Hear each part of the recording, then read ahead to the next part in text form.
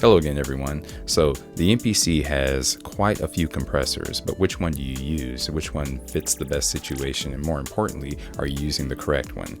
So we're going to talk about that today. But first things first, what is a compressor?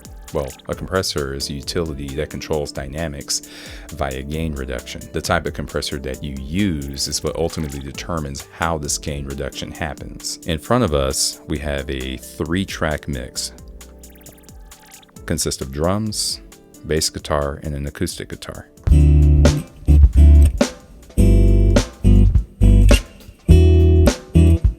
What I'm going to do is I'm going to apply a different compressor type to each track so we can hear the different effects. So the first compressor type that we're going to talk about is the VCA compressor. What is the VCA compressor? Well, more specifically, what does VCA stand for? Well, VCA stands for voltage controlled amplifier or voltage controlled attenuator, depending on how you look at it.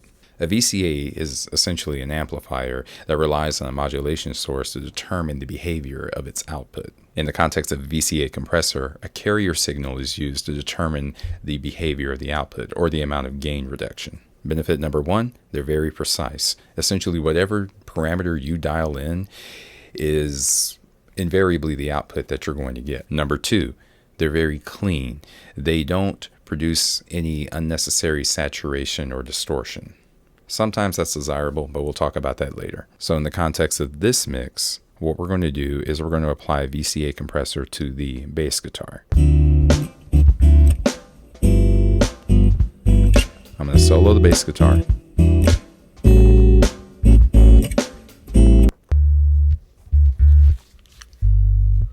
And now what we'll do is we will go into our menu, go to our pad mixer, highlight our bass guitar, and apply the VCA compressor.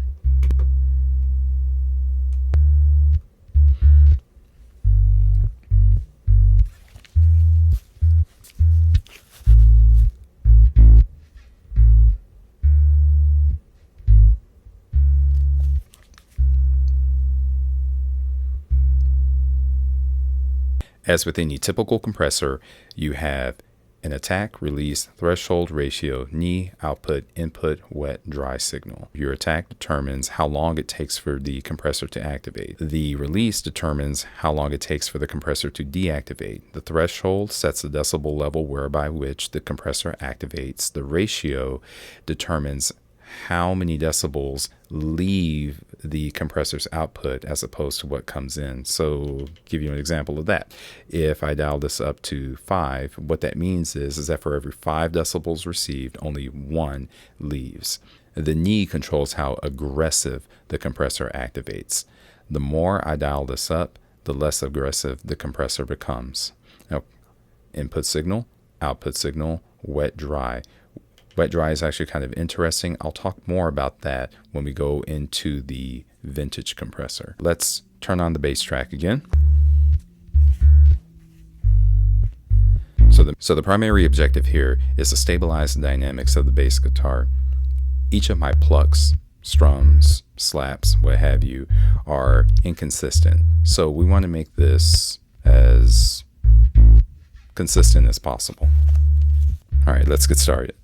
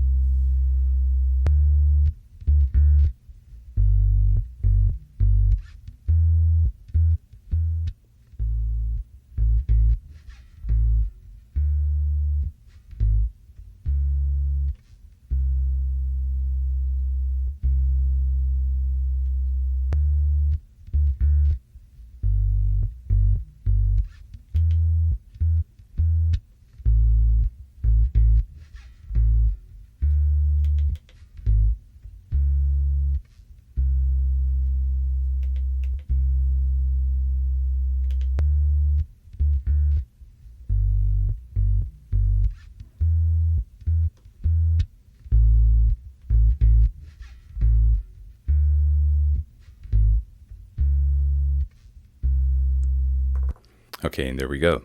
So one thing to note about compression, very little goes a long way. And again, the idea behind it is to apply a subtle amount of gain reduction just to stabilize the dynamics of the play. Okay, so the next compressor that I'm going to go over is the Opto compressor, or the optical compressor. The hardware rendition of an optical compressor uses a light source in order to determine the amount of gain reduction. The incoming audio signal determines the intensity of this little bitty light. The light shines into a resistor, and the resistor causes gain reduction. So the question you might be asking, what's the benefit of using something like that? Well, optical compressors are known for a smooth activation. Very, very good for acoustic instruments. So with that being said, what we're going to do is apply an optical compressor to the acoustic guitar. So again, the same scenario. What we're going to do is we're going to go to our menu, go to our pad mixer, highlight the acoustic guitar, and we are going to apply a Opto compressor, or a compressor Opto.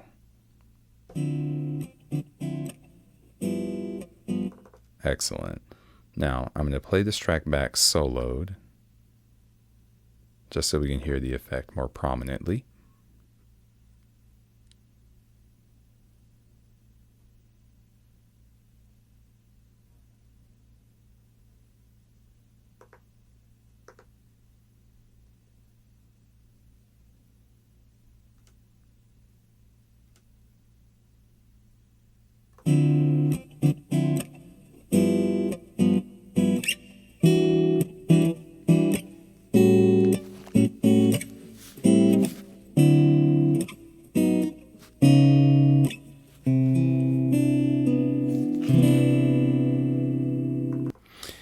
And as noted before, all of your standard parameters are also available, which are optical compressor.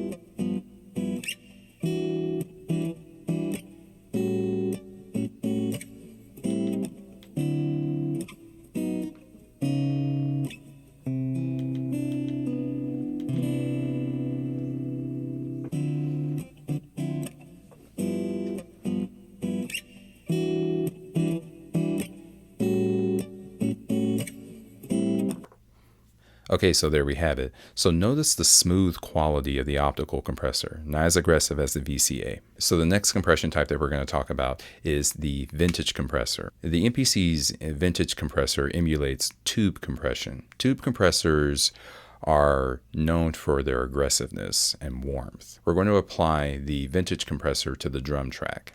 So again, go through menu, pad mixer, find our drums, there we have them. And we're going to apply the vintage compressor. Okay, all right. Now let's solo the drums. Ah, there we are. They're already soloed. That's good. Okay.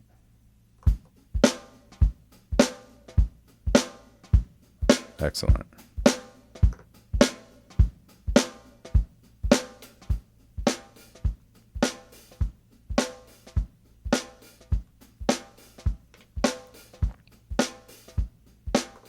So in conjunction with using the vintage compressor, I'm going to use the wet dry dial to apply a technique called parallel compression. If I dial this to 50%, half of the signal will be compressed and the remaining half will be dry. I'm going to apply a rather aggressive amount of compression just to make the drums more punchy.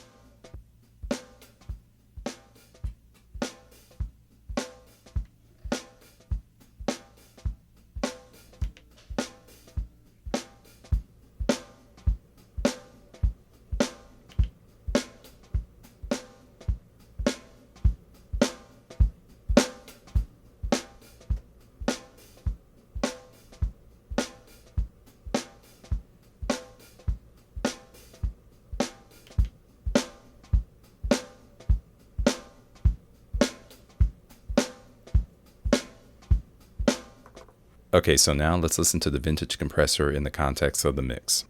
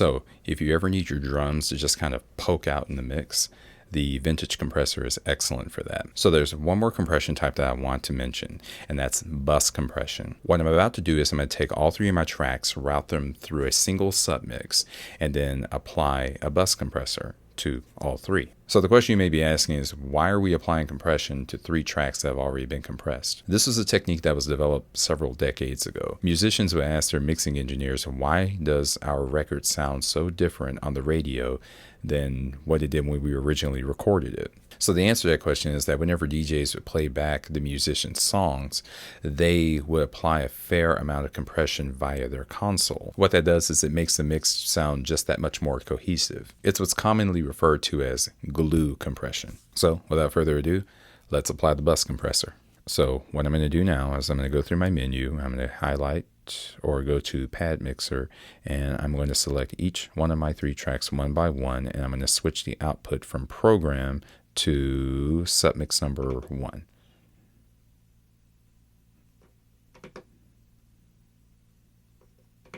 Phase 1 complete. Now we're going to go back to our menu. We're going to go to Channel Mixer, and then we're going to highlight Program, switch our mode to Submixes, and here we are going to apply our bus compressor. There it is. Okay, from here what we're going to do is just adjust our parameters to make our mix sound just that much more cohesive. Also note that with bus compression, just like I mentioned before, very little goes a long way. Let's get started.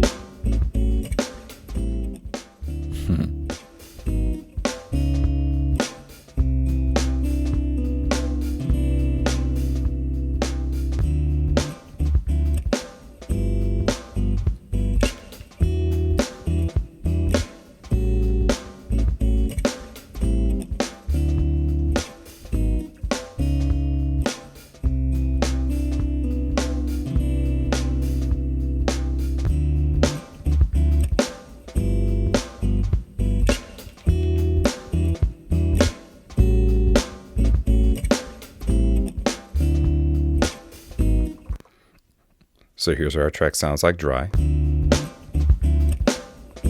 going to gradually apply bus compression.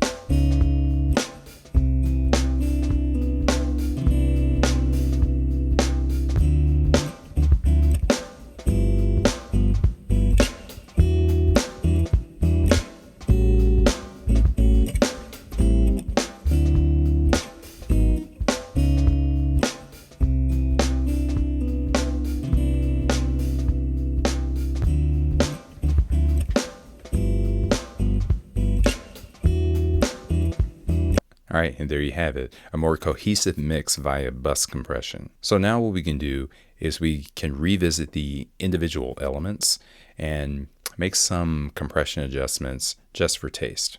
Here we go.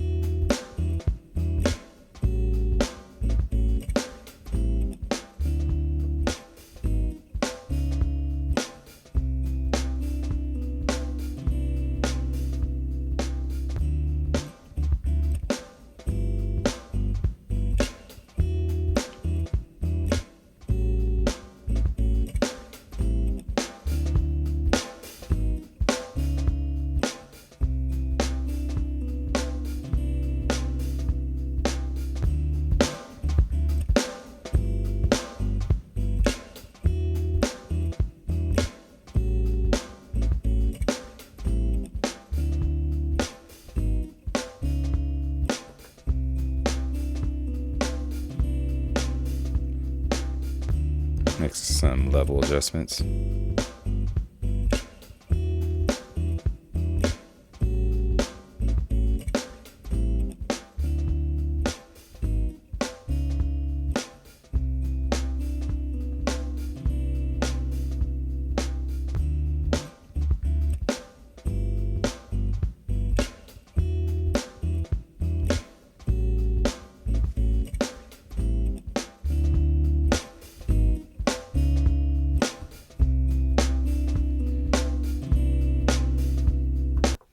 All right, guys, so there you have it. So my hopes are that this video will help you make decisions regarding what types of compressors to use for each element of your mix. If you guys have any questions about this, please feel free to leave them in the comments. I'd love to address them. But until then, I'll catch up with you guys soon. Thank you so much.